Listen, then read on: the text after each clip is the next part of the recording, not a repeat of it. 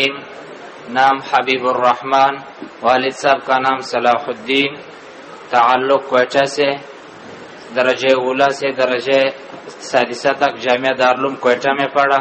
پچھلے سال سے جامعہ حاضہ میں زیر تعلیم ہوں، حافظ قرآن ہوں، روزانہ ایک پارہ پڑھنے کا معمول ہے۔ وفي السند المتصل منا إلى الإمام الهمام الحافظ الحجة أمير المؤمنين في الحديث أبي عبد الله محمد بن إسماعيل بن إبراهيم بن المغيرة بن بردزبة الجعفي البخاري رحمه الله، اللهم انفعنا بعلومه وبركاته آمين.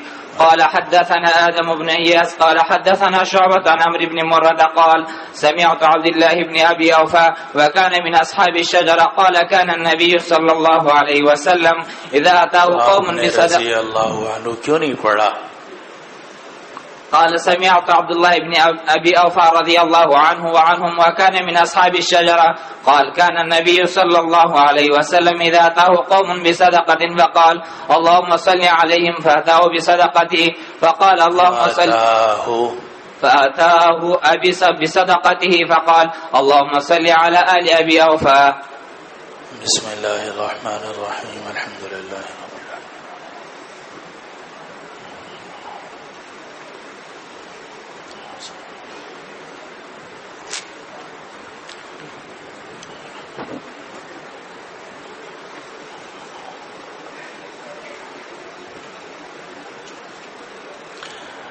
بات چل رہی ہے صلح حدیبیہ کی، یعنی بیعت الرضوان کی. تو یہ جو آگے کئی روایات آ رہی ہیں تو امام بخاری رحمہ اللہ ادنا مناسبت کے ساتھ ان روایات کو ذکر کر رہے ہیں اور یہ بتانا چاہتے ہیں کہ جس طرح اصحاب بدر کی بڑی فضیلت ہے، اور آپ نے پیچھے پڑھا ہے کہ من شہید بدرن اور انہو شہید بدرن، صحابہ بھی جب ایک دوسرے کا ذکر کرتے تھے تو بڑے احترام سے کہ فلاں صحابی تو بدر میں شریک ہوئے تھے. اسی طرح جو اصحاب بیعت الرضوان ہیں، جن کو اصحاب الشجرہ بھی کہا جاتا ہے، ان کا بھی صحابہ اور تابعین بڑے احترام سے ذکر کرتے ہیں. اسی لیے جمہور اہل السنہ والجماعہ کا یہی موقف ہے کہ اصحاب بدر سب سے افضل ہیں، پھر اس کے بعد اصحاب احد، پھر اس کے بعد اصحاب بیعت الرضوان، پھر وہ حضرات جو فتح مکہ سے پہلے مسلمان ہوئے. لا يستوي منكم من انفق من قبل الفتح وقاتل اولئك اعظم درجة من الذين انفقوا من بعد وقاتلوا وكلا وعد الله الحسنى. باقی ہر ایک سے اللہ نے جنت کا وعدہ کر رکھا ہے.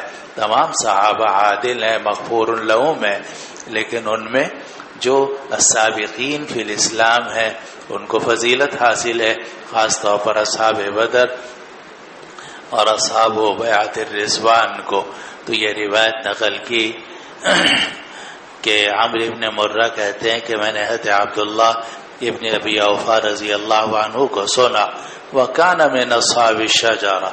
بس یہ جملہ ہے جس کی وجہ سے امام بخاری رحمۃ اللہ علیہ نے ادنا مناسبت کے ساتھ اس حدیث کو یہاں ذکر کر دیا، ورنہ اس کا تعلق کتاب الزکوٰۃ سے ہے. اور اصل حدیث یہ ہے کہ جب بھی کوئی آدمی صدقہ یا زکوٰۃ نبی کریم صلی اللہ علیہ وسلم کے پاس لاتا تھا تو آپ اس کو رحمت کی دعا دیتے تھے.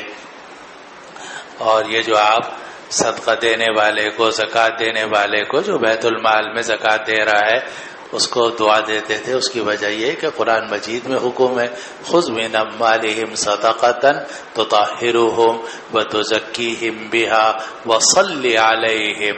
اور آپ ان کے لیے دعا کیجئے، ان صلاتک سکن لہم، کیونکہ آپ کی دعا ان کے لیے بڑی سکینت کی چیز ہوگی. اور یہ بھی معلوم ہوا کہ صلاۃ کے معنی ہر جگہ نماز کے نہیں ہوتے، ورنہ آپ کو یہاں یہ ترجمہ کرنا پڑے گا کہ ان لوگوں پہ نماز پڑھا کہ جو بھی صدقہ لے کر آئے اس کی نماز پڑھ گئے فوراً نماز جنازہ. مطلب عقل بہت بڑی نعمت ہے اللہ تعالیٰ کی، خالی علم سے کام نہیں چلتا، عقل کی ضرورت ہوتی ہے. تو کتاب الزکوٰۃ کی یہ روایت ہے، امام بخاری رحمہ اللہ نے وہاں سے اٹھائی اور اس کو یہاں لا کے رکھا یہ بتانے کے لیے کہ وہ اصحاب الشجرہ میں سے ہیں، جو روایت کرتے ہیں کہ نبی کریم صلی اللہ علیہ وسلم کے پاس جب کوئی قوم زکوٰۃ لے کر آتی تھی تو آپ فرماتے تھے اللہم صلی علیہم، یا اللہ ان لوگوں پر اپنی رحمتیں نازل فرما۔ تو میرے والد بھی اپنی زکوٰۃ لے کر آئے تو آپ نے میرے والد کو بھی دعا دی کہ اللہم صلی علی آل ابی اوفا، کہ یا اللہ آل ابو اوفا پر، ابو اوفا کے گھر والوں پر اپنی رحمتیں نازل فرما۔ جی۔ وبه قال حدثنا إسماعيل عن أخيه عن سليمان عن عمرو بن يحيى عن عباد بن تميم رضي الله عنه وعنهم قال لما كان يوم الحرة والناس يبايعون لعبد الله بن حنزلة فقال ابن زيد على ما يبايع ابن حنزلة الناس قيل له على الموت قال لا أبايع على ذلك أحدا بعد رسول الله صلى الله عليه وسلم وكان شهد معه الحديبية۔ اب یہ بھی ادنا مناسبت کے ساتھ ذکر کی ہے کہ جب یزید کی خلافت قائم ہوئی تو یزید نے مدینہ منورہ پر حملہ کیا، کیونکہ مدینہ منورہ کے جو لوگ تھے انہوں نے یزید کے ہاتھ پر بیعت نہیں کی تھی، تو اس نے بڑا لشکر بھیجا اور اس لشکر نے بڑی تباہی مچائی مدینہ منورہ میں، جیسے کہ آپ کے حاشیے میں لکھا ہوا ہے۔ تو یزید نے جب لشکر بھیجا تو اس لشکر کے مقابلے کے لیے اہل مدینہ نے تیاری کی، کیونکہ یہ حضرات جو تھے حضرت عبداللہ ابن زبیر رضی اللہ عنہ ان کے ساتھ تھے اہل مدینہ، اور تو وہاں ایک تابعی تھے حضرت عبداللہ ابن حنزلہ۔ عبداللہ ابن حنزلہ وہ اس وقت امیر تھے مدینے کے، تو وہ لوگوں کو جمع کر رہے تھے اور یزید کے لشکر کے مقابلے کے لیے تیار کر رہے تھے اور ان سے بیعت لے رہے تھے۔ تو یہ روایت ہے کہ جب حرہ والا دن ہوا اور حال یہ تھا کہ لوگ بیعت کر رہے تھے عبداللہ ابن حنزلہ کے ہاتھ پر، تو ابن زید نے پوچھا، ابن زید کون ہے؟ یا عبداللہ ابن زید ابن عاصم راوی الوضو، عبداللہ ابن زید ابن عاصم راوی الوضو، کیونکہ آپ جانتے ہیں کہ ایک عبداللہ ابن زید ابن عبد ربہ ہیں، وہ راوی الاذان ہیں۔ عبداللہ ابن زید ابن عبد ربہ راوی الاذان ہیں، اور عبداللہ ابن زید ابن عاصم رضی اللہ عنہ یہ راوی الوضو ہیں۔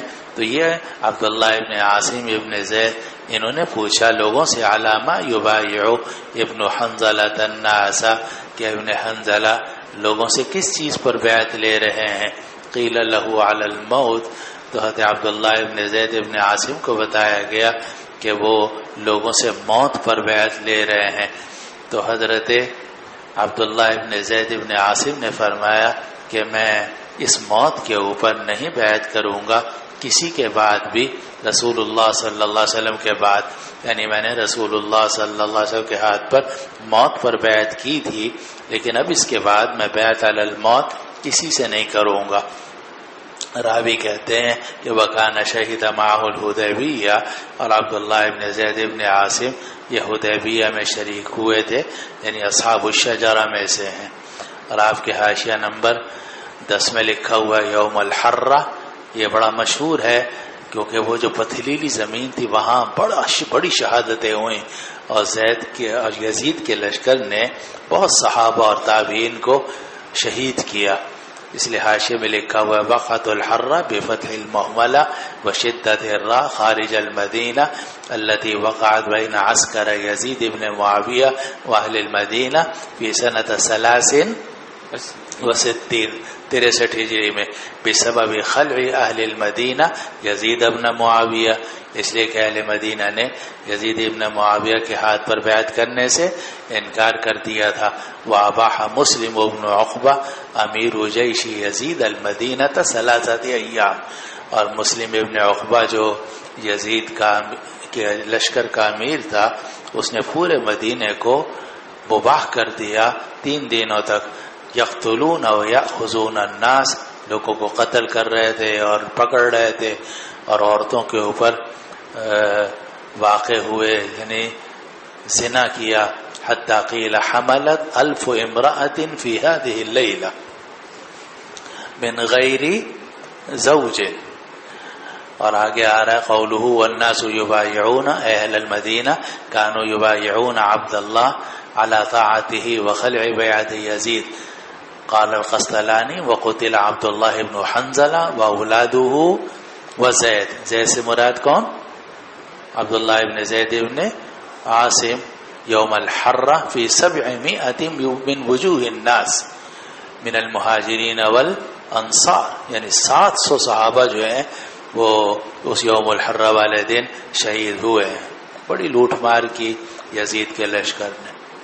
اسی لیے ہمارے جو اکابر ہیں وہ یزید کے بارے میں کبھی بھی اچھی رائے نہیں رکھتے، البتہ سکوت اختیار کرتے ہیں کہ بس اب چلا گیا وہ جانے، اس کا خدا جانے. اور حضرت قاری طیب صاحب قدس اللہ سرہ کی مشہور کتاب ہے شہید کربلا اور یزید، انہوں نے خلافت معاویہ یزید جو عباسی کی کتاب ہے اس کا جواب دیا ہے اور اہل سنہ والجماعہ کا موقف ذکر کیا ہے. اس طرح مفتی شفیع صاحب قدس اللہ سرہ کا بھی رسالہ ہے شہید کربلا، شاید آپ لوگوں نے دیکھا ہوگا. تو اہل سنہ والجماعہ جو ہیں وہ حسین ابن علی رضی اللہ عنہ کو حق پر سمجھتے ہیں اور یزید کو فاسق سمجھتے تھے، البتہ لعن وغیرہ یا ذکر سوء سے بچتے ہیں. چلو جی. وبه قال حدثنا يحيى بن يعلى المحاربي قال حدثني أبي قال حدثنا إياس بن سلمة بن الأكوع قال حدثني أبي وكان رضي الله عنه وعنهم وكان من أصحاب الشجرة قال كنا نصلي مع النبي صلى الله عليه وسلم الجمعة ثم ننصرف وليس للحيتان ظل نستظل فيه. ایک بات رہ گئی کہ بیعت علی الموت. اب یہ صحابہ کی تعبیر ہے. بعض صحابہ نے کہا کہ ہم نے نبی کریم صلی اللہ علیہ وسلم کے ہاتھ پر بیعت کی تھی، وہ بیعت علی الجہاد تھی. بعضوں نے کہا کہ بیعت علی الموت تھی. تو دونوں میں کوئی منافات نہیں ہے. تو بیعت علی الموت کا بھی مطلب یہ نہیں ہے کہ ہم ضرور ہی مریں گے اور ضرور خودکشی کریں گے، ایسی کوئی بات نہیں تھی. بلکہ بیعت علی الموت کا بھی مطلب یہ ہے کہ ہم آخری دم تک کافروں سے قتال کریں گے یہاں تک کہ فتح ہو جائے یا شہادت نصیب ہو جائے. اسی لیے آپ جانتے ہیں کہ 1400 صحابہ نے جو بیعت علی الجہاد یا بیعت علی الموت کی تھی تو ان میں سے کوئی بھی وہاں شہید نہیں ہوا. شہید اس لیے نہیں ہوا کہ جہادی نہیں ہوا، لڑائی نہیں ہوئی، بلکہ صلح حدیبیہ ہوئی اور یہ حضرات زندہ رہے. بعد میں اپنے اپنے وقت پر ان کی شہادتیں ہوں یا انتقال ہوا. تو بیعت علی الموت کا مطلب کسی طالب علم کے دماغ میں یہ نہ آئے کہ بیعت علی الموت کا مطلب ضروری مرنا ہے اور کوئی نہ مارے تو خود ہی اپنے آپ کو مارنا ہے. یہ عقل کے بالکل، یہ ماننا علم کے ساتھ ساتھ عقل کی بڑی ضرورت ہے. اور عقل نہ ہونا تو آدمی جو ہے نا بہت الٹی سیدھی باتیں کرتا ہے. تو جن روایات میں آ رہا ہے بیعت علی الموت تو اس میں بھی مراد ہے بیعت علی الجہاد حتی الموت، کہ یا تو شہادت ہو یا غازی ہوں یا شہید ہوں. چلو آگے روایت نقل کی سلمہ ابن الاکوع رضی اللہ عنہ سے. یہ مشہور صحابی ہیں اور یہ بھی شروع سے نبی کریم صلی اللہ علیہ وسلم کے ساتھ رہے اور یہ نوجوان لڑکے تھے اور بہت زبردست دوڑنے والے تھے. آگے ان کے قصے آپ احادیث میں پڑھیں گے انشاءاللہ کہ دوڑ میں کوئی ان کا مقابلہ نہیں کر سکتا تھا اور گھڑ سواری کے اندر ابو قتادہ کا کوئی مقابلہ نہیں کر سکتا تھا. اسی لیے آپ کا جملہ ہے خیر فرساننا قتادہ، ہمارے شاہ سواروں میں سب سے بہترین قتادہ ابن نعمان ہے اور ہمارے پیدل دوڑنے والوں میں سب سے بہتر سلمہ ابن الاکوع ہے. تو سلمہ ابن الاکوع جو ہیں وہ اصحاب الشجرہ میں سے ہیں. وہ کہا کرتے تھے، انہوں نے کہا کہ ہم نبی کریم صلی اللہ علیہ وسلم کے ساتھ جمعے کی نماز پڑھتے تھے پھر ہم واپس پلٹتے تھے. وَلَيْسَ لِلْحِيطَانِ ظِلٌّ يُسْتَظَلُّ فِيهِ، اور دیواروں کا کوئی ایسا سایہ نہیں ہوتا تھا کہ جس سے سایہ لیا جا سکے. اس سے معلوم ہوا کہ صحابہ رضوان اللہ علیہ اجمعین اور خیر القرون میں جمعہ بالکل اول وقت میں ہوتا تھا. اور اسی لیے آپ جانتے ہیں کہ امام احمد ابن حنبل رحمہ اللہ تو یہاں تک قائل ہو گئے کہ زوال سے پہلے بھی جمعہ جائز ہے، اذان وغیرہ دے سکتے ہیں، لیکن باقی ائمہ تو اس کے قائل نہیں ہیں. لیکن اس بات پر سارے متفق ہیں اربعہ کہ جمعے کے اندر تعجیل افضل ہے. اسی لیے احناف کے نزدیک جہاں ابراد ہے تو وہ ابراد بالظہر ہے، ورنہ کہ ابراد بالجمعہ. جمعے کے اندر افضل یہی ہے کہ آدمی جمعہ جلدی سے قائم کرے.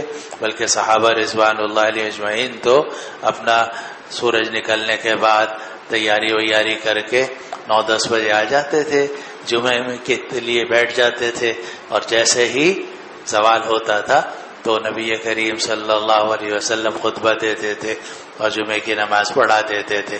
تو حضرت سلمہ ابن الاکوع رضی اللہ عنہ فرماتے ہیں کہ ہم نماز پڑھتے تھے نبی کریم صلی اللہ علیہ وسلم کے ساتھ جمعے کی، پھر ہم واپس پلٹتے تھے اور دیواروں کا کوئی سایہ نہیں ہوتا تھا کہ جس سے سایہ لیا جا سکے.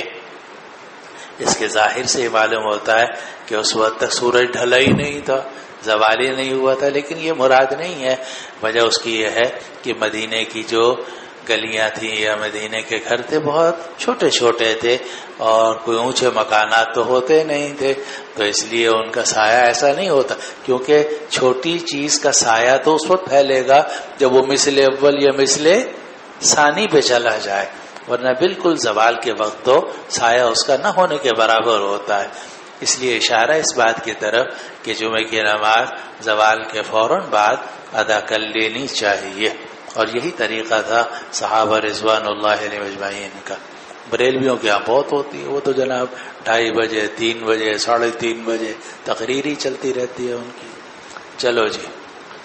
وبه قال حدثنا قتيبة بن سعيد قال حدثنا حاتم عن يزيد بن أبي عبيد رضي الله عنه وعنهم قال قلت لسلمة بن الأكوع على أي شيء رضي الله عنه على أي شيء بايعت عنهم. باقی لوگوں سے کیوں ناراض ہو تم؟ رضي الله عنه وعنهم على أي شيء بايعتم رسول الله صلى الله عليه وسلم يوم الحديبية قال على الموت. میں نے حضرت سلمہ ابن الاکوع رضی اللہ عنہ سے پوچھا کہ آپ لوگوں نے حدیبیہ والے دن رسول اللہ صلی اللہ علیہ وسلم کے ہاتھ پر کس چیز پر بیعت کی تھی؟ فرمایا موت پر بیعت کی تھی. تو موت سے مراد وہی ہے جو ابھی میں نے عرض کیا کہ جہاد کریں گے یہاں تک کہ یا غازی ہو جائیں یا شہید ہو جائیں. جی. وبه قال حدثني أحمد بن إشكاب قال حدثنا محمد بن فضيل عن العلاء بن المسيب عن أبيه قال لقيت البراء بن عازب رضي الله عنه وعنهم فقلت طوبى لك صحبت رسول الله صلى الله عليه وسلم وبايعته تحت الشجرة فقال يا ابن أخي إنك لا تدري ما أحدثنا بعده. علاء ابن المسیب روایت کرتے ہیں اپنے والد سے کہ میری ملاقات ہوئی ہے براء ابن عازب رضی اللہ عنہ سے، تو میں نے ان سے کہا طوبی لک، آپ کو بہت مبارک ہو، بہت خوشخبری ہو کہ آپ رسول اللہ صلی اللہ علیہ وسلم کے ساتھ رہے ہیں اور آپ نے درخت کے نیچے ان کے ہاتھ پر بیعت کی ہے. اب یہ جملہ ہے جس کی وجہ سے امام بخاری رحمہ اللہ نے اس حدیث کو یہاں ذکر کیا کہ تابعی نے صحابی سے کہا جی آپ کے تو اونچا مقام ہے، اللہ تعالیٰ نے آپ کو یہ شرف عطا فرمایا کہ آپ نبی کریم صلی اللہ علیہ وسلم کے ساتھ رہے اور درخت کے نیچے آپ کے ہاتھ پر آپ لوگوں نے بیعت بھی کی تھی. تو یہ صحابہ جو تھے یہ تعریف سے کچھ زیادہ خوش نہیں ہوتے تھے. آپ لوگ نا تعریف سے ایک دم پھول جاتے ہو، بلکہ آپ کی کوشش ہوتی ہے کہ جتنی ہماری تعریف ہو وہ اچھا ہی اچھا ہے. لیکن آگے آپ دیکھیں گے کہ صحابہ جو ہیں وہ پسند نہیں کرتے تھے کہ تعریف کی جائے، اور اسی لیے آگے آئے گا کہ حضرت عبداللہ ابن عباس حضرت عائشہ رضی اللہ عنہ کے پاس گئے، ان کی تعریف کی تو حضرت عائشہ نے فرمایا چھوڑو اس کو، اور بس میں تو یہ چاہتی ہوں کہ میں آخرت میں جاؤں تو کوئی میری پکڑ نہ ہو، لا علیہ ولا لیا. تو یہ صحابہ جو تھے یہ اپنی نیکیوں پہ نظر نہیں رکھتے تھے، نیکی کر دریا میں ڈال. ان کے ہاں تو یہ طریقہ تھا، اور یہی صحیح نیکی کا طریقہ ہے کہ آپ نیکی کریں اور بھول جائیں، بالکل بھول جائیں، کیونکہ وما کان ربک نسیہ، آپ تو بھولیں گے مگر اللہ تعالیٰ تو بھولنے والا نہیں ہے. اگر آپ نے اللہ تعالیٰ کی رضا کے لیے کوئی دین کا کام کیا ہے اللہ تعالیٰ نہیں بھولتے. من یعمل مثقال ذرۃ خیرا یرہ. لیکن صحابہ کبھی بھی اپنے کاموں کو نہ ذکر کرتے تھے، نہ یاد کرتے تھے، نہ ہی تعریف کے متلاشی ہوتے تھے. اسی لیے جب مسیب نے براء ابن عازب سے یہ کہا کہ آپ تو ایسے اور ایسے. فرمایا یا ابن اخی انک لا تدری ما احدثنا بعدہ، کہا ہے بھتیجے تمہیں نہیں معلوم کہ ہم نے رسول اللہ صلی اللہ علیہ وسلم کے بعد کیا کیا. کیا مطلب کہ ٹھیک ہے اللہ تعالیٰ نے ہم پر بڑا احسان فرمایا کہ ہمیں صحابی بنایا، صحبت ہمیں نصیب ہوئی، ہم اصحاب الشجرہ میں اللہ نے ہمیں ہمارا شمار کرا دیا، لیکن رسول اللہ صلی اللہ علیہ وسلم کے وصال کے بعد بھی تو ہم جو دنیا میں رہے پتہ نہیں کیا غلطیاں ہوئی ہوں گی، تمہیں تو نہیں معلوم وہ غلطیاں. تو انک لا تدری ما احدثنا بعدہ، آپ کو معلوم نہیں ہے، تمہیں معلوم نہیں ہے کہ ہم نے رسول اللہ صلی اللہ علیہ وسلم کے پاس کیا کچھ احداث کیا. احداث کا مطلب نئے نئے کام ہم کرتے رہے، بہت ساری باتیں ایسی کی کہ جن کے بارے میں شبہ ہوتا ہے کہ پتہ نہیں کس حد تک وہ شریعت کے دائرے میں آ رہی تھی، نہیں اجتہادی چیزیں ہوتی ہیں. میرے شیخ تھے حاجی شریف صاحب قدس اللہ سرہ ملتان میں، اور مجھے ان سے بہت فائدہ ہوا. وہ انگریزی کے ڈاکٹر ماسٹر تھے، انگریزی پڑھاتے تھے، لیکن امامہ اور اتنے خوبصورت انسان تھے. بلکہ میں حاجی شریف صاحب رحمۃ اللہ علیہ اور میرے دادا حضرت مفتی شفیع صاحب قدس اللہ کی شکلیں بھی بہت ملتی تھی، قد بھی دونوں کے چھوٹے تھے اور دونوں بڑے ایسے منور چہرے والے تھے. تو اور حضرت تھانوی رحمۃ اللہ علیہ کے خلیفہ تھے حضرت حاجی محمد شریف صاحب ملتان میں. تو ہم کبھی کہتے تھے کہ اللہ تعالیٰ نے آپ کو حضرت تھانوی رحمۃ اللہ علیہ کے پاس فرمایا ہاں اللہ تعالیٰ کا احسان ہے، مگر پتہ نہیں اب نسبت باقی بھی ہے یا نہیں ہے. یہ فرماتے تھے کہ پتہ نہیں کہ اب نسبت باقی بھی ہے یا نہیں ہے. ڈرتے تھے کہ تھانوی رحمۃ اللہ علیہ نے ہمیں خلیفہ بنایا، مگر جناب اتنا عرصہ گزر گیا، پتہ نہیں کیا غلطی ہوئی ہوگی. تو یہ ہمارے اکابر کا طریق تھا کہ وہ اللہ سے ڈرتے تھے. انما یخشی اللہ من عبادہ العلماء.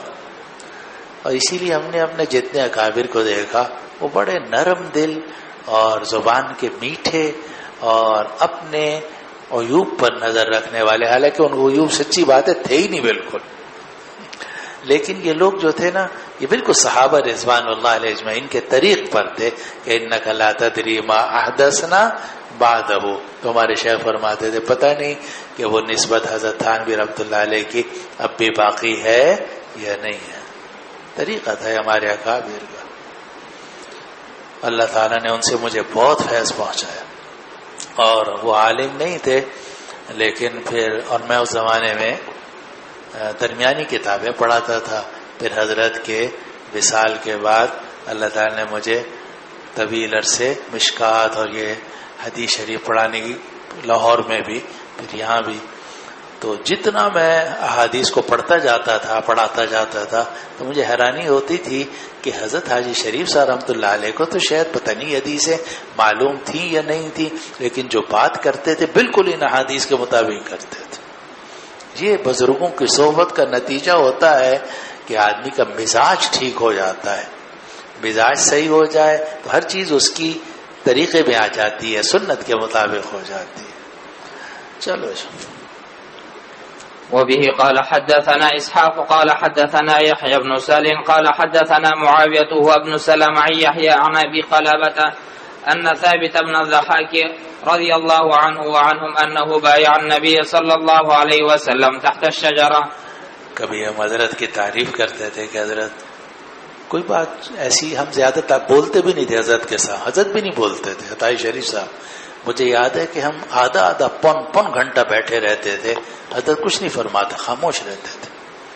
ہم بھی خاموش بیٹھے رہتے تھے عصر کے بعد ملتان میں. پھر کبھی کبھار جو کوئی سوال کرتا تھا حضرت کوئی جواب دے دیتے. جواب میں بھی اکثر یہ نہیں فرماتے تھے کہ میں یہ کہتا ہوں، بلکہ یہ کہ میں نے یہ بات سنی ہے حضرت تھانوی رحمۃ اللہ علیہ سے، حضرت نے یہ فرمایا، یا میں نے فلاں بزرگ سے سنا اس نے یہ بات ارشاد فرمائی. بس یہ تھا طریقہ. تو کبھی ہم میں سے کوئی اگر ہمت کر کے کوئی تعریف کر دیتا تھا حضرت کی تو حضرت اس طرح ہنستے تھے جیسے ہم نے حضرت کو کوئی لطیفہ سنا دیا. حضرت اس طرح ہنستے تھے جیسے کوئی لطیفہ ہو. کہتے میری تعریف کر رہے ہو تو یہ ہنسنے کی بات ہے. یہ کوئی تو سمجھتے مذاق کر رہا ہے مجھ سے. یہ ہمارے اکابر کا طریق تھا، بڑے لوگ تھے. اچھا جی، روایت ابو قلابہ سے نقل کی، یہ بھی تابعی ہیں اور یہ روایت کرتے ہیں ثابت ابن ضحاک رضی اللہ عنہ سے. انہوں نے یہ بات بتلائی کہ ثابت ابن ضحاک نے نبی کریم صلی اللہ علیہ وسلم سے بیعت کی تھی درخت کے نیچے. اور اس دور کے فتنوں میں جو دینداروں کے اندر سب سے بڑا فتنہ ہے نا، وہ ہے تکبر کا. ہم نے اپنے جتنے اکابر کو پایا سب کو متواضع پایا.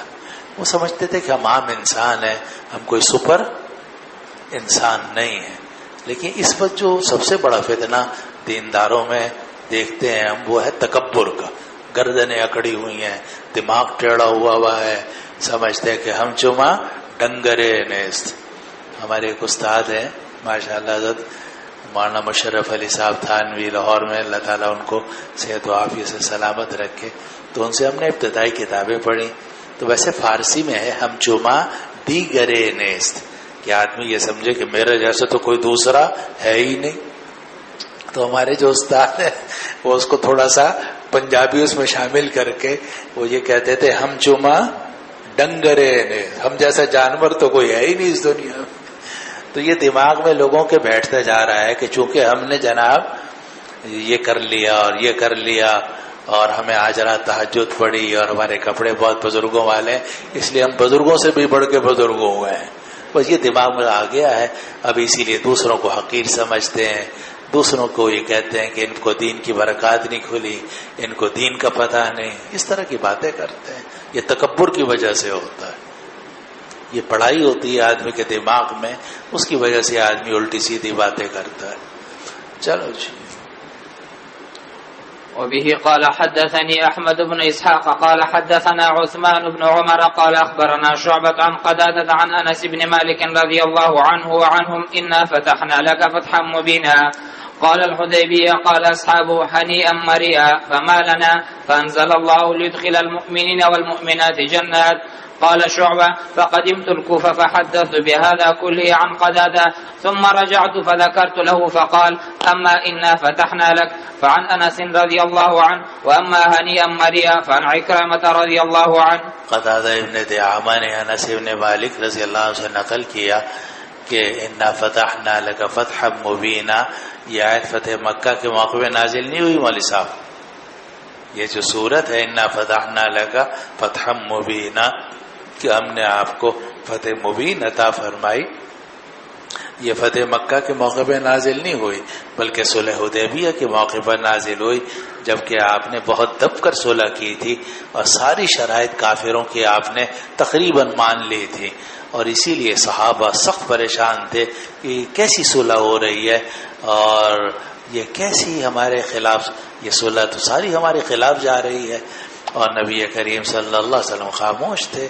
بلکہ آپ نے سنا ہوگا ورنہ آگے آ جائے گا کہ عمر فاروق رضی اللہ عنہ جو تھے وہ پریشان تھے. وہ رسول اللہ صلی اللہ علیہ وسلم کے پاس گئے اور عرض کیا کہ یا رسول اللہ کیا ہم حق پر نہیں ہیں؟ حق پر ہیں. کہا کیا ہمارے مخالف باطل پر نہیں ہیں؟ باطل پر ہیں. پھر عمر فاروق نے عرض کیا پھر یہ دب کر صلح کیوں ہو رہی ہے؟ آپ نے فرمایا میں اللہ کے نبی ہوں اور میں سوچ سمجھ کر صلح کر رہا ہوں. پھر ابو بکر صدیق کے پاس گئے اور کہا کہ یہ کیا یہ نبی برحق نہیں ہے؟ کہا ہاں.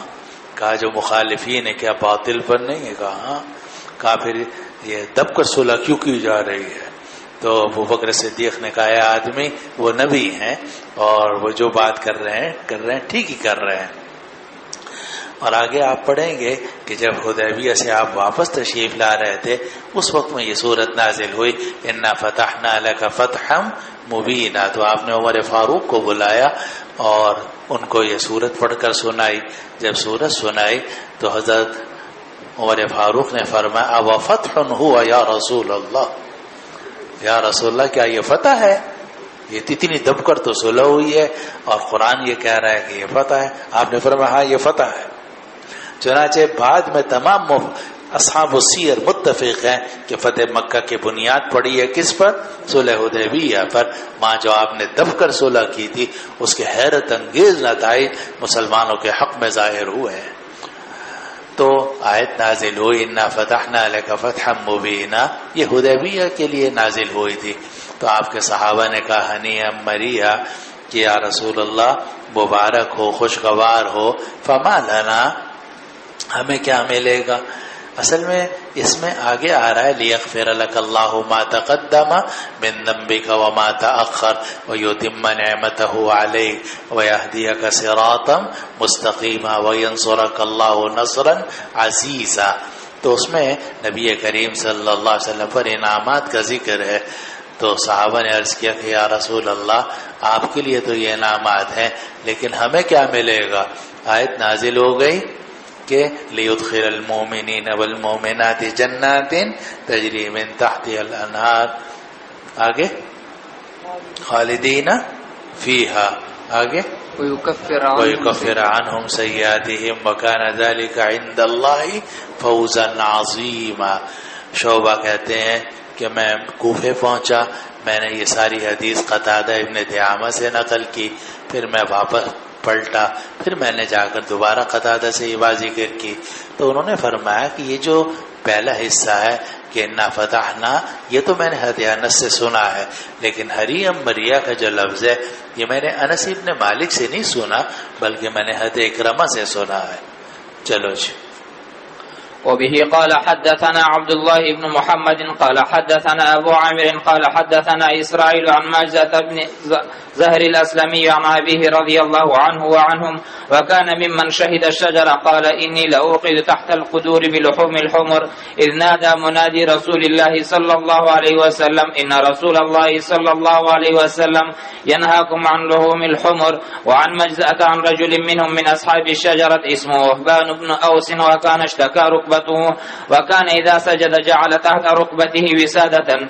مرزا ابن ظاہر اسلمی روایت کرتے ہیں ظاہر اسلمی رضی اللہ عنہ سے، اور وہ ان لوگوں میں سے تھے جو درخت کے موقع پر موجود تھے، یعنی بیعت رضوان میں موجود تھے. وہ فرماتے ہیں کہ میں ہنڈیوں کے نیچے آگ لگا رہا تھا اور گدوں کا گوشت پکا رہے تھے کہ اچانک رسول اللہ صلی اللہ علیہ وسلم کے اعلان کرنے والے نے اعلان کیا کہ بے شک رسول اللہ صلی اللہ علیہ وسلم تمہیں منع کر رہے ہیں گدوں کا گوشت کھانے سے. اسی لیے گدوں کے گوشت کی حرمت کا حکم نازل ہوا ہے غزوہ خیبر کے موقع پر، جب آپ نے خیبر کا محاصرہ کیا اور قلعے یکے بعد دیگرے 9 قلعے تھے، یکے بعد دیگرے فتح ہوئے. تو اس موقع پر جو گوشت نہیں ملا تو لوگوں نے گدے ذبح کیے تھے. اس وقت تک گدوں کے گوشت کی حرمت کا حکم نازل نہیں ہوا تھا، تو لوگ گدے پکا رہے تھے، کھایا نہیں تھا، لیکن بعض پک گئے تھے، بعض کچے تھے. تو آپ کا اعلان ہوا، چنانچہ سب لوگوں نے اپنی ہنڈیاں الٹ دی. تو اس میں ہے کہ آپ نے یہ اعلان فرمایا. اور مجزا جو ہیں وہ ایک اور صحابی سے نقل کرتے ہیں، وہ بھی اصحاب الشجرہ میں سے ہیں، جن کا نام ہے احبان ابن اوس رضی اللہ عنہ. اور ان کے گھٹنے میں جب کوئی تکلیف ہوتی تھی وکان اشتکا رکبتہ، اور ان کے گھٹنے میں شکایت تھی، وکان اذا سجد جعل تحت رکبتہ وسادۃ، تو جب وہ سجدہ کرتے تھے تو اپنے گھٹنے کے نیچے تکیہ رکھ لیتے تھے. تو اللہ تعالیٰ سجدے سے کبھی محروم نہ فرمائے، تو سجدے ہی کی کوشش کرنی چاہیے زمین پر. البتہ اس کے لیے آدمی اگر اپنی راحت کا کوئی سامان کرنا چاہے تو کر سکتا ہے. مثلا گھٹنے میں تکلیف ہے اور گھٹنے ساتھ نہیں دے رہے، تو اگر گھٹنے کے نیچے کوئی گدا رکھ لے، تکیہ رکھ لے تاکہ سجدہ کرنے میں آسانی ہو، بالکل جائز ہے. اور صحابی رضوان اللہ، صحابی رضی اللہ عنہ سے ثابت ہے کہ حبان ابن اوس کے گھٹنے میں تکلیف تھی، جب وہ سجدہ کرتے تھے تو اپنے گھٹنے کے نیچے تکیہ رکھ لیتے تھے. چلو جی. نام محمد معاویہ، ضلع اٹک سے تعلق ہے، درجہ سادسہ تک جامع دارالعلوم صفا میں پڑھا، پچھلے سال سے جامع اعظم میں زیر تعلیم ہوں، حافظ قرآن. بالسند المتصل منا الى الامام البخاری رحمه الله قال حدثنا محمد بن بشار قال حدثنا ابن ابي عدي عن شعبة عن يحيى بن سعيد عن بشير بن يسار عن سويد بن النعمان رضي الله عنه وعنهم وكان من أصحاب الشجرة كان رسول الله صلى الله عليه وسلم وأصحابه أتوا بسويق فلاقوه تابعه معاذ عن شعبة رضی اللہ عنہما. اب یہ سب وہ روایتیں ہیں جو مختلف ابواب سے اٹھا کر امام بخاری رحمۃ اللہ علیہ ادنا مناسبت کے ساتھ یہاں ذکر کر رہے ہیں، کیونکہ اس میں لفظ آ رہا ہے کان من اصحاب الشجرہ. تو یہ روایت ہے کہ سوید ابن نعمان رضی اللہ عنہ وہ بھی اصحاب الشجرہ میں سے تھے. وہ فرماتے تھے کہ رسول اللہ صلی اللہ علیہ وسلم کے پاس ستو لائے گئے، فلاکوہ تو آپ نے ان ستوؤں کو منہ میں گھمایا. تو جب کھانا وغیرہ ختم ہو گیا ستو موجود تھے، ادھر قلعوں کا محاصرہ ہوا تھا، تو یہ خیبر کی بات ہے. فلاکو ہو تو صحابہ نے لا کے یلوکو کہتے ہیں زبان کو منہ کے اندر گھمانا، کیونکہ ستو جب کھائے جاتے ہیں تو وہ دانتوں میں اور ادھر ادھر چپک جاتے ہیں. تو نبی کریم صلی اللہ علیہ وسلم نے زبان کو گھمایا تاکہ ستو حلق میں جا سکے. جی. وبه قال حدثنا محمد بن حاتم بن بزيع قال حدثنا شاذان عن شعبة عن أبي جمرة رضي الله عنه رحمه الله قال سألت عائذا ابن عمرو رضي الله عنهما وكان من أصحاب عنهم رضي الله عنه وعنهم وكان من أصحاب النبي صلى الله عليه وسلم من أصحاب الشجرة هل ينقض الوتر قال اذا اوترت من اوله فلا توتر من آخره. میں نے عائد ابن عمر سے پوچھا اور وہ نبی کریم صلی اللہ علیہ وسلم کے صحابہ میں تھے اور اصحاب الشجرہ میں سے تھے کہ کیا وتر کو توڑا جائے گا، وتر کو توڑا جائے گا. تو حضرت عائد ابن عمر رضی اللہ عنہ نے فرمایا کہ جب تم رات کے شروع میں وتر پڑھ لو تو رات کے آخر میں وتر مت پڑھو. تو یہ ہے نقض وتر کا مسئلہ، جب جس کے بعض ائمہ قائل ہیں کہ وتر کی نماز بالکل آخر میں پڑھنی چاہیے. اور اگر کسی آدمی نے رات کے شروع میں فرض کر لیں کہ وتر پڑھ لیے تھے 3، تو اس کو چاہیے کہ جب وہ تہجد کے لیے آخر شب میں اٹھے تو سب سے پہلے 1 رکعت پڑھے، اور 1 رکعت پڑھ کے وہ جو 3 پیچھے شروع رات میں پڑھی تھی ان کو طاق کے بجائے جفت بنائے، پھر اس کے بعد تہجد پڑھتا رہے، پھر آخر میں جا کر 1 وتر یا 3 وتر پڑھے. یہ ہے بعض علماء کا مذہب اور اسے کہا جاتا ہے نقض وتر. لیکن جمہور علماء اس کے قائل نہیں ہیں. وہ کہتے ہیں کہ وتر کا نقض نہیں ہوتا بلکہ وتر اپنی جگہ میں باقی ہے. اگر آپ نے رات کے شروع میں وتر کی نماز پڑھ لی تھی تو رات کے آخر میں اگر اللہ تعالیٰ نے تہجد کی آپ کو توفیق عطا فرما دیا، کھل گئی ہے، تو آپ کو وتر کے توڑنے کی یا وتر کے دوبارہ اعادہ کرنے کی کوئی ضرورت نہیں ہے. آپ تہجد پڑھتے رہیں 4 رکعت 8 رکعت، اور جو وتر آپ نے رات کے شروع میں پڑھے تھے وہ اپنی جگہ ادا ہو گئے، ان کے اعادے کی کوئی ضرورت نہیں ہے. ویسے بھی حدیث میں آتا ہے لا وترانی فی لیلتین، ایک رات کے اندر 2 وتر نہیں پڑھے جا سکتے. اسی لیے نہ نقض وتر ہوگا اور نہ ہی اعادہ وتر ہوگا، بلکہ اگر وتر پڑھ لیے تو وعدہ ہو گئے.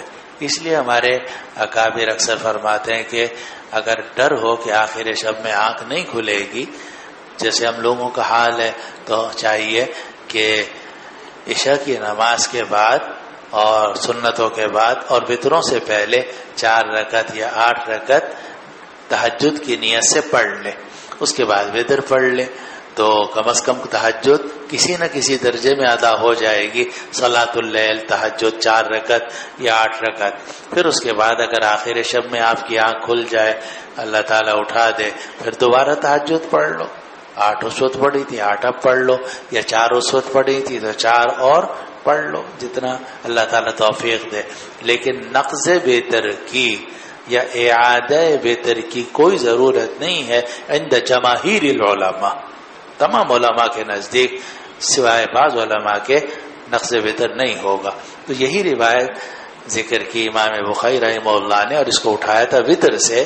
وہاں بھی آئے گی یہ کہ ان سے پوچھا گیا کہ کیا وتر کو توڑا جائے گا، تو انہوں نے فرمایا کہ نہیں، جب اول میں وتر پڑھ لیے ہیں تو پھر آخر میں وتر مت پڑھو۔ چلو جی، اور اس سے معلوم ہوا کہ وتر کے بعد اگر آدمی نفلیں پڑھ لے بالکل جائز ہے۔ کیا پوچھ رہے ہیں؟ کون سا؟ یہی سوال تھا جی۔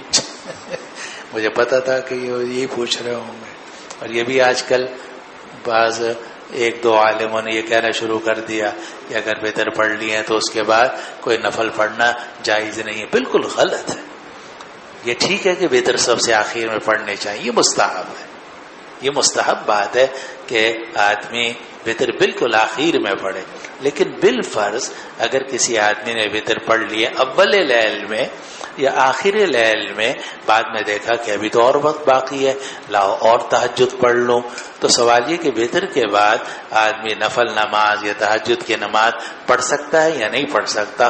تو جمہور علماء، تمام علماء کے نزدیک پڑھ سکتا ہے، الا، آگے نام نہیں لینا چاہیے، الا عند فلان، عند الشیخ فلان، تو بس۔ لیکن جمہور علماء کے نزدیک نہ نقض وتر کی ضرورت ہے، نہ اعادہ وتر کی ضرورت ہے، اور نہ ہی وتر کے بعد نفل نماز پڑھنا ناجائز ہے، بلکہ آپ پڑھیں گے احادیث کے اندر جگہ جگہ کہ نبی کریم صلی اللہ علیہ وسلم سے وتر کے بعد 2 رکعت نفل نماز پڑھنا ثابت ہے، اور آپ کی عادت مبارکہ بیٹھ کر پڑھنے کی تھی کہ وتر کے بعد 2 رکعت آپ اکثر بیٹھ کر پڑھتے تھے۔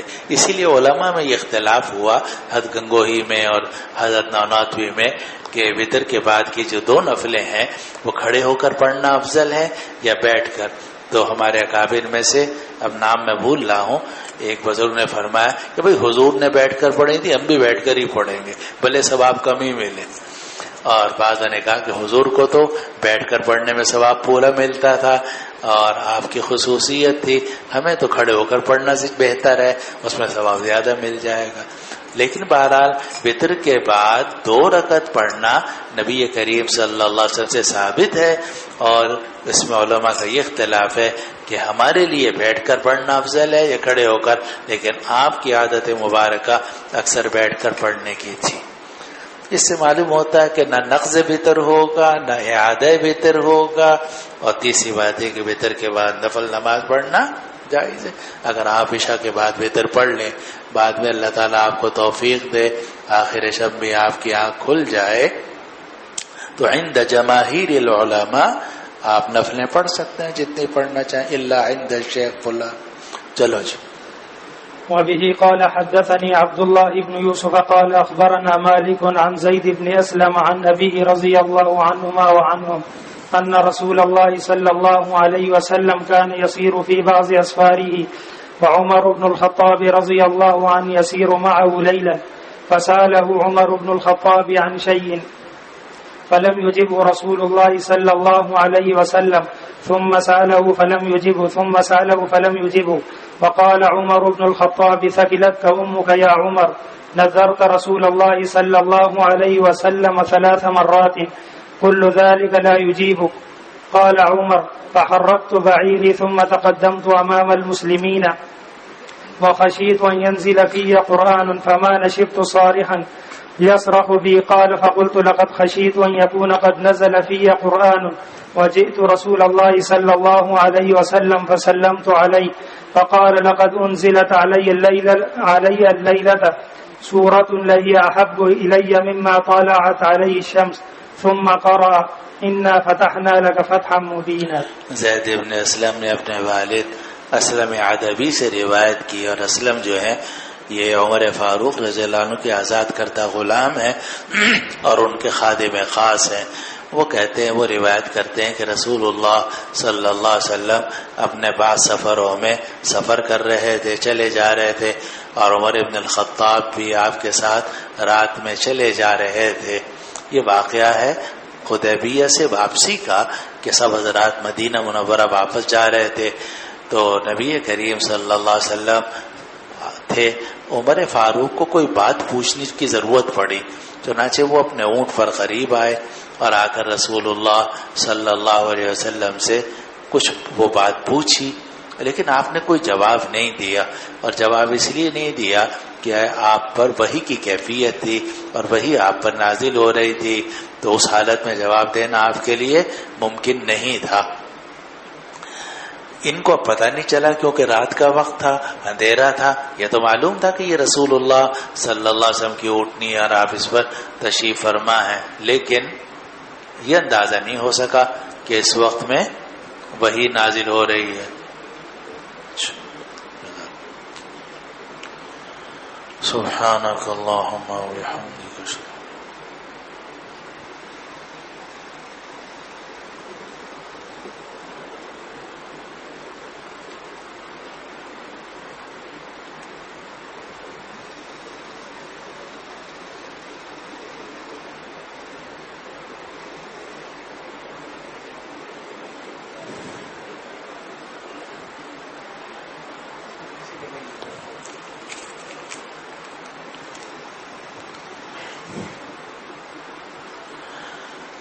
تو اس لیے عمر فاروق کو اندازہ نہیں ہوا، تو انہوں نے دوبارہ پوچھا، یہ سمجھے کہ شاید میری آواز آپ تک نہیں پہنچی یا آپ نے نہیں سنی، تو انہوں نے دوبارہ پوچھا، آپ نے پھر کوئی جواب نہیں دیا، تو پھر پوچھا، پھر جواب نہیں دیا۔ اب عمر فاروق پیچھے ہٹ گئے، لیکن ان کو خیال ہوا کہ میں نے بہت گستاخی کی، جب ایک مرتبہ میں نے پوچھا تھا آپ نے جواب نہیں دیا، پھر مجھے بار بار نہیں پوچھنا چاہیے تھا، اور اس گستاخی کی مجھے سزا نہ کہیں ملے، اور ڈر ہوا کہ میرے بارے میں کہیں وہی نازل نہ ہو جائے۔ یہ روایت ہے کہ رسول اللہ صلی اللہ علیہ وسلم اپنے بعض اسفار میں چلے جا رہے تھے، اور ابن الخطاب بھی آپ کے ساتھ رات کے وقت میں چلے جا رہے تھے، تو عمر فاروق نے آپ سے ایک چیز کے بارے میں پوچھا، تو رسول اللہ صلی اللہ علیہ وسلم نے جواب نہیں دیا۔ میں نے سطور میں لکھا ہوا ہے لاشتغالہ بالوحی۔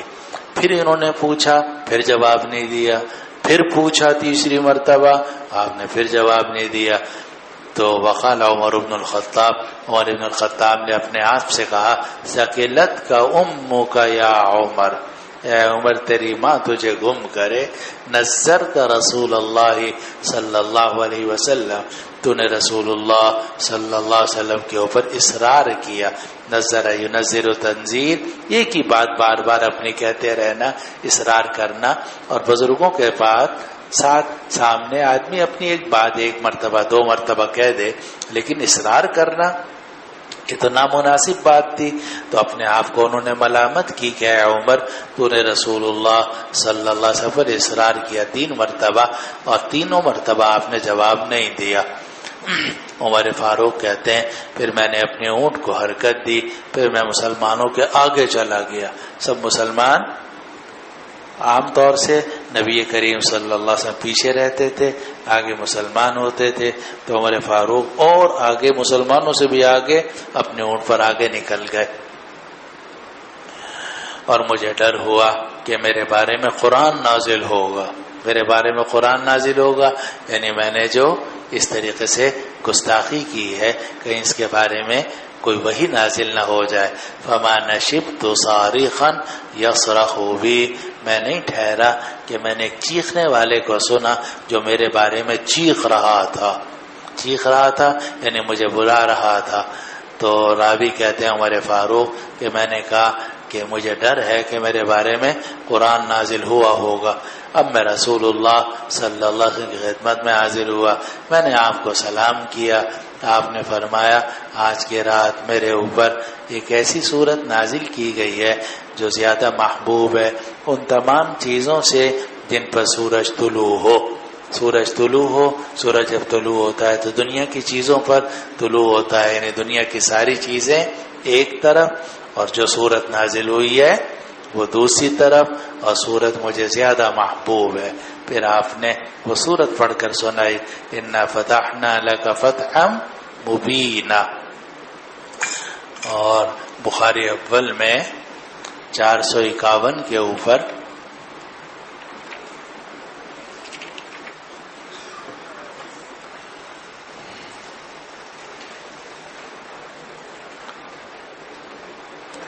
دیکھو یہ 451 پر نیچے ایک روایت ہے کہ فجاء عمر بن الخطاب. مل گئی 1 2 3 4 5 یعنی نیچے سے 5ویں سطر اوپر 451 ہے. تو صفحہ 451 ہمارے نسخے کا اس میں یہ ہے کہ فجاء عمر بن الخطاب فقال یا رسول اللہ ألسنا على الحق وهم على الباطل فقال بلى فقال أليس قتلانا في الجنة وقتلاهم في النار قال بلى قال فعلى ما نعطى الدنية في ديننا أنرجع ولم يحكم الله بيننا وبينهم قال يا ابن الخطاب إني رسول الله ولن يضيعني الله أبدا. فانطلق عمر إلى أبي بكر فقال له مثل ما قال للنبي صلى الله عليه وسلم فقال أبو بكر إنه رسول الله ولن يضيعه الله أبدا. فنزلت سورة الفتح فقرأها رسول الله صلى الله عليه وسلم على عمر الى آخرها. ساری صورت پڑھ کے سنائی. فقال عمر یا رسول اللہ اب فتح ہوا. عمر فاروق سے اس وقت بھی نہ رہا گیا. اس وقت بھی انہوں نے عرض کیا کہ یا رسول اللہ کیا یہ فتح ہے؟ اتنی دبکر صلح ہوئی ہے, آپ فرما رہے یہ فتح ہے. قال نعم. آپ نے فرمایا ہاں یہ فتح ہے. معلوم ہے کہ کبھی کبھار دب کر صلح کرنی پڑتی ہے, لیکن اگر مسلمانوں کا امیر مخلص ہو اور سمجھدار ہو, امانت دار, دیانت دار ہو, اور وہ مسلمانوں کی مصلحت کو سامنے رکھتے ہوئے دب کر صلح کر لے تو فی نفسی ہی جائز ہے, اور نبی کریم صلی اللہ علیہ وسلم سے ثابت ہے. چلو جی آگے. وبه قال حدثنا عبد الله بن محمد قال حسن صاحب. چلو جی بس 10 بج گئے. واللہ سبحانہ. اچھا بھائی ایک بات اور ہے کہ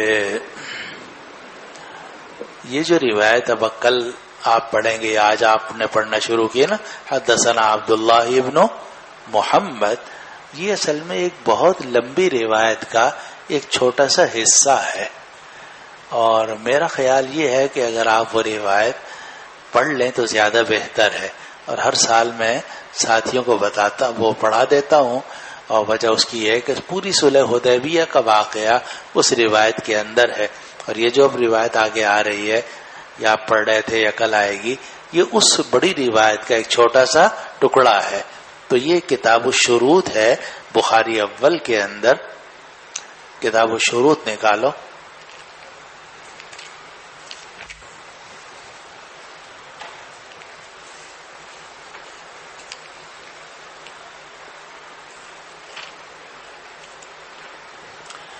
کتاب الشروط میں یہ باب ہے کہ باب الشروط فی الجہاد والمصالحہ مع اہل الحرب, اور نسخے کے اعتبار سے یہ 377 نمبر ہے صفحہ. 377 377 مل گئی جی. اب دیکھو یہ کتاب الشروط کے اندر یہ 377 پر ہمارے یہاں نیچے ہے باب الشروط فی الجہاد والمصالحۃ مع اہل الحرب, کہ اگر جہاد کے اندر شرطیں لگائی جائیں اور جن کافروں سے جنگ کی جا رہی تھی ان کے ساتھ صلح کی جائے, وہ کتابت الشروط اور شرطیں لکھی جائیں تو جائز ہے یا نہیں ہے. پھر اس کے بعد روایت ہے, اور یہ روایت جو ہے صفحہ 378, پھر صفحہ 379, پھر صفحہ 380, پھر صفحہ 381 کا آدھا. یعنی جیسے ابھی آپ نے حدیث عفق دیکھی ہے نا, تو اسی طرح یہ 3-4 روایتیں حدیث کی کتابوں میں ایسی جو بہت لمبی ہیں. ایک حدیث عفق ہے, اور ایک حدیث کعب ابن مالک ہے جو انشاءاللہ ہمارے یہاں آ جائے گی, جس میں غزوہ تبوک کا بارے میں کعب ابن مالک وعلی الثلاثۃ الذین خلفوا کا متعلق ہے. اور ایک یہ کتابت الشروط والی روایت ہے, اور یہ بھی سمجھو کہ 1 2 3 3.5 صفحے, وہ بھی بخاری کے, اور جو آپ کا چھوٹا سائز ہے اس میں کتنے صفحے ہیں؟ مخالہ اس میں تو 7-8 صفحے ہو جائیں گے. تو تو یہ ساری روایت اگر آپ پڑھ کر آؤ تو زیادہ بہتر ہے، کیونکہ جب تک یہ ساری روایت آپ کے سامنے نہیں ہوگی تو پوری صورتحال آپ کو سمجھ میں نہیں آئے گی. صحیح ہے؟ تو کل آپ یہ پوری روایت کا ترجمہ بھی دیکھ کر آؤ اور مطالعہ کر کے آؤ، تو کل انشاءاللہ اس کا ہم خلاصہ آپ کو بتاتے ہیں. واللہ سبحانہ و تعالی